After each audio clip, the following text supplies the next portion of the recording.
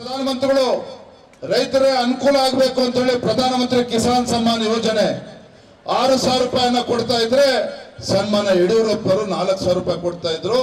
ಕಾಂಗ್ರೆಸ್ ಸರ್ಕಾರ ಸಿದ್ದರಾಮಯ್ಯನವರ ಸಾಧನೆ ಅಂತ ಹೇಳಿದ್ರೆ ಈ ಸರ್ಕಾರ ಬಂದು 24 ಗಂಟೆಯಲ್ಲಿ ಏನು ಯಡಿಯೂರಪ್ಪರು ಪ್ರಧಾನಮಂತ್ರಿ ಕಿಸಾನ್ ಸಮ್ಮಾನ್ ಯೋಜನೆ 4,000 ರೂಪಾಯಿ ರಾಜ್ಯದಿಂದ ಕೊಡ್ತಾ ಇದ್ರು ಅದನ್ನ ಇವತ್ತು ಬಂದ್ ಮಾಡಿದ್ದಾರೆ.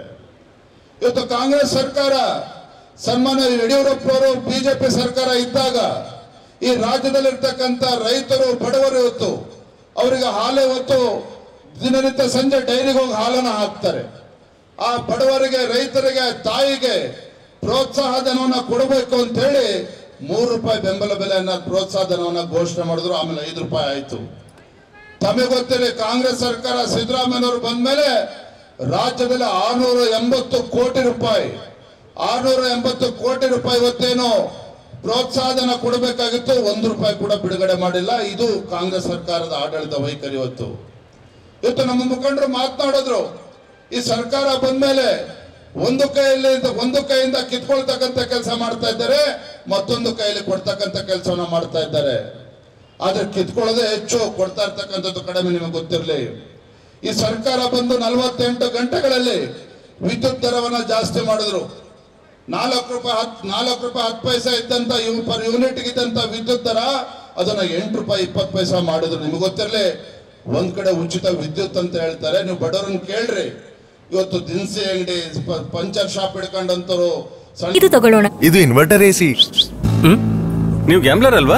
ಗ್ಯಾಮ್ಲರ್ ಜೂಜಾಡ್ತಿರಲ್ವಾ? ನೀವು ಜೂಜಾಡ್ತೀರಾ? ಇಲ್ಲ, ಯಾರು ಏನು ಹೇಳಿದ್ರು ಅಂತ ನೀನು ಎಷ್ಟು ಕಾಸ್ಟ್ಲಿ ಹಾಗೂ ಡೆಲಿಕೇಟ್ ಎಸಿ ತಗೊಂಡು ಸ್ಟೆಬಿಲೈಸರ್ ತಗೊಳ್ಳಿಲ್ಲ ಅಂದ್ರೆ ಇದು ಜೂಜಾಟ ತಾನೇ.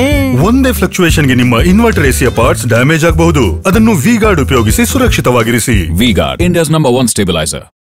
ವ್ಯಾಪಾರ ಮಾಡ್ತಕ್ಕಂಥವ್ರು ಕೇಳ್ರಿ, ಮನೆಗೆ ಉಚಿತ ವಿದ್ಯುತ್ ಅನ್ನ ಕೊಡ್ತಾರೆ. ಆದ್ರೆ ಅಂಗಡಿಗಳು ವ್ಯಾಪಾರಸ್ಥರು ಇವತ್ತು 3,000 ರೂಪಾಯಿ 4,000 ರೂಪಾಯಿ 5,000 ರೂಪಾಯಿ ಕಟ್ತಕ್ಕಂಥ ವಿದ್ಯುತ್ ಬಿಲ್ ಇವತ್ತು ಈ 15,000 ರೂಪಾಯಿ 20,000 ರೂಪಾಯಿ ಎಲೆಕ್ಟ್ರಿಸಿಟಿ ಬಿಲ್ ಬರ್ತಾ ಇದೆ. ಒಂದ್ ಕಡೆ ನಮ್ಮ ಹೆಣ್ಮಕ್ಳಿಗೆ ತಾಯಂದ್ರಿಗೆ ಉಚಿತ ಬಸ್ ವ್ಯವಸ್ಥೆ ಅಂತ ಹೇಳ್ತಾರೆ, ಮತ್ತೊಂದ್ ಕಡೆ ನಮ್ಮ ಮನೆ ಗಂಡು ಮಕ್ಳು ಏನು ಓಡಾಡ್ತಾ ಇದ್ದಾರೆ.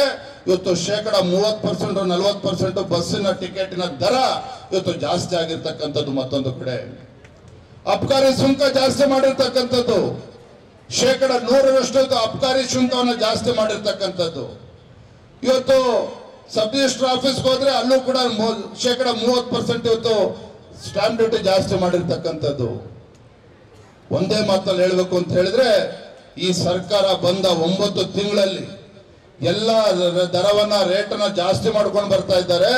ಮತ್ತೊಂದು ಕಡೆ ಉಚಿತವಾಗಿ ಕೊಡ್ತಾ ಇದ್ದೇವೆ ಅನ್ನೋ ಒಂದು ಭ್ರಮೆಯನ್ನ ಮೂಡಿಸ್ತಕ್ಕಂಥ ಕೆಲಸ ಮಾಡ್ತಾ ಇದ್ದಾರೆ. ಆತ್ಮೀಯ ಕಾರ್ಯಕರ್ತ ಬಂಧುಗಳೇ, ಇವತ್ತು ಸನ್ಮಾನ್ಯ BS ಯಡಿಯೂರಪ್ಪನವರು ಈ ರಾಜ್ಯಕ್ಕೆ ಈ ನಾಡಿಗೆ 2 ತುತ್ತು ಅನ್ನವನ್ನ ಕೊಡ್ತಕ್ಕಂಥ ರೈತ ತನ್ನ ಹೊಲಕ್ಕೆ ಇವತ್ತು ಎಲೆಕ್ಟ್ರಿಸಿಟಿ ಪೋಲ್ ಹಾಕಿ ಇವತ್ತು ಟ್ರಾನ್ಸ್ಫಾರ್ಮರ್ ಹಾಕಬೇಕು ಅಂತ ಹೇಳಿದ್ರೆ 25,000 ರೂಪಾಯಿ ಕಟ್ಟಿದ್ರೆ ಸಾಕಾಗ್ತಿತ್ತು ಬಿಜೆಪಿ ಸರ್ಕಾರ ಇದ್ದಾಗ.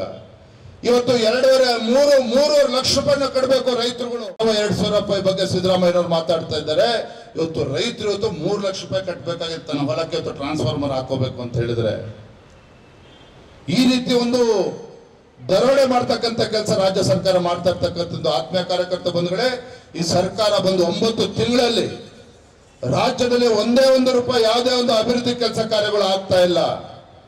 ರಾಜ್ಯದ 224 ಕ್ಷೇತ್ರಗಳಲ್ಲಿ ಯಾವುದೇ ಕ್ಷೇತ್ರದಲ್ಲಿ ಅಭಿವೃದ್ಧಿ ಕೆಲಸಗಳು ಆಗ್ತಾ ಇಲ್ಲ.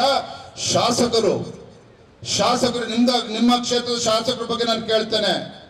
ಬಿಜೆಪಿ ಸರ್ಕಾರ ಇದ್ದಾಗ, ಯಡಿಯೂರಪ್ಪ ಸರ್ಕಾರ ಇದ್ದಾಗ 1,800 ಕೋಟಿ ರೂಪಾಯಿ ಅನುದಾನವನ್ನ ನಮ್ಮ ಜಿಲ್ಲೆಗೆ ತಂದ್ರು ಇವತ್ತು.